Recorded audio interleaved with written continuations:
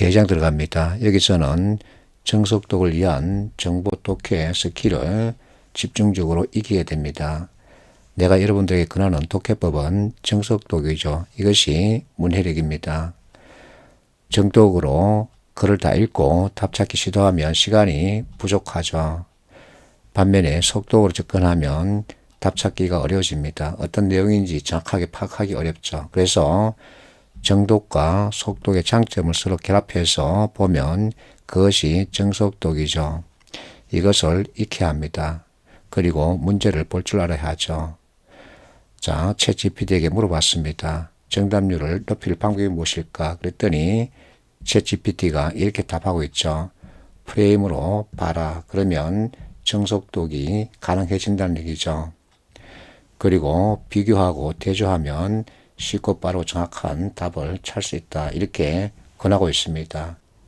그래서 챗GPT가 알려주는 방식대로 문제풀이를 시도해 보기로 하는 거죠. 얼마 전에 어떤 학생이 나에게 카톡으로 이 얘기를 들려줬습니다. DC 인사이트가 있는데 거기 가면 나 관련 게시물이 있다. 그러니까 한번 봐라. 이렇게 알려줬습니다. 그래서 궁금해서 가봤습니다. 그랬더니 진짜 이런 게시물이 있더군요. 이것도 없고 한전 이번에 붙었다. 행가인이라고 하는 출제회사가 있는데 그 회사가 낸 문제 지문 길었다. 그런데 하라는 했더니 10초 컷이 되더라. 하면서도 신기했다. 진작 알았으면 취업 일찍 했을 듯하다. 보기 선지만 보고도 문제가 풀렸다. 자, 유튜브 강의 공짜니까 돈 쓰지 말고 유튜브 강의만 봐도 합격한다 이렇게 얘기하고 있죠. 실제 유튜브 강의만 보고서도 합격한 학생이 많습니다. 자, 누구나 지문 다 읽지 않고 답 찾기를 원합니다. 그런데 많은 학생들이 지문 글을 다 읽고 해석하고 난 후에 답 찾기를 시도하죠. 어쩔 수 없습니다. 왜냐하면 그 방식에 익숙해져 있기 때문이죠. 그런데 우리에게는 시간이 절대적입니다. 그래서 시간 줄이면서 정답률을 높일 방법이 무엇일까? 이것을 생각하지 않을 수 없습니다. 그리고 24년 5월 14일입니다. 어느 학생과 카톡으로 공부하는 방법에 대해서 이런저런 얘기를 하는데 내 책 얘기가 나왔습니다. 그래서 내가 물어봤죠. 도움이 되기는 하니? 그랬더니 엄청 된답니다. 구체적으로 들려달라 그랬죠. 이 학생이 하는 말, 문단별 이런 거 어떻게 선택할지 몰랐는데 내가 유튜브에 올린 NSS용 조금 들었는데 큰 도움이 되었다. 그리고 그동안 처음부터 끝까지 읽느라고 시간 다 날리고 난리 플러스였다. 그런데 그러지 않아도 된다는 것을 알게 돼서 좋았다. 이렇게 얘기하고 있습니다. 이 학생과 이 학생이 하는 말은 거의 비슷하죠. 그래서 우리는 지문을 다 읽지 않고 답을 찾는 여하튼 연습을 꼭 해야 합니다. 그게 바로 정속독입니다. 그러기 위해서는 프레임을 제대로 익혀야 하죠. 자, 우리가 보고 있는 시험지 문제는 주관식이 아니라 객관식이죠. 그러면 객관식 문제풀이 정답률을 높일 수 있는 방법이 무엇인지 이것을 먼저 생각해야 합니다. 그래서 챗GPT에게 물어보기로 했습니다. 객관식 문제풀이를 주관적으로 해석해서 답을 찾는 경우 정답률은 어떻게 나타날까? 그랬더니 챗GPT가 이렇게 답하고 있습니다. 객관식 문제는 보통 명확한 답안이 주어져 있기 때문에 각 문항에 대한 정확한 답을 선택하는 것이 목표다. 그런데 객관식 문제를 주관적으로 해석하면 정답률이 낮아질 수 있다고 답하고 있죠. 객관식 문제 풀이는 객관으로 접근해야 합니다. 주관이 배제되어야 하죠. 그런데 여러분들은 글을 다 읽고 해석해서 답을 찾으려고 그러죠. 해석 자체가 주관을 뜻합니다. 그래서 프레임을 활용하자는 거죠.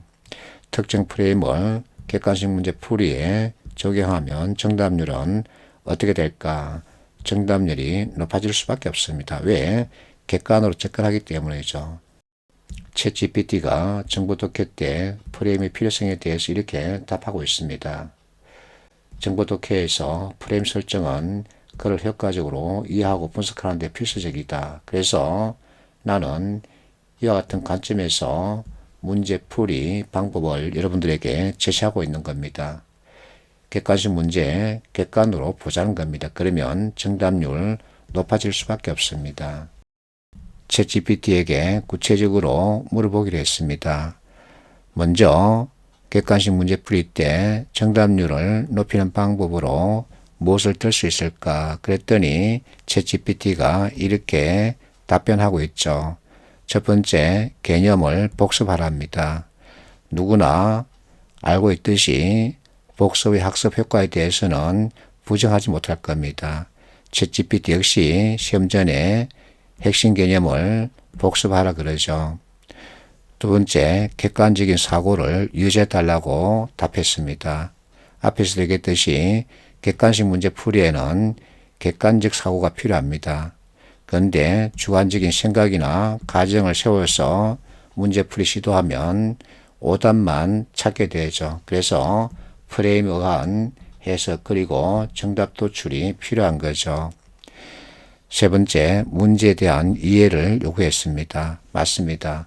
많은 학생들이 무엇을 묻고 있는지, 무엇을 요구하고 있는지 이것에 대한 이해가 부족했습니다. 그래서 정확하게 무엇을 파악해야 되는지 이것을 알 필요가 있는 거죠. 그리고 키워드 식별을 요구했습니다. 문제와 선택지에서 키워드나 중요한 정보를 찾아내라 이렇게 답했습니다. 이것은 우리가 앞에서 문해력 공부할 때 봤던 내용과 일치하죠.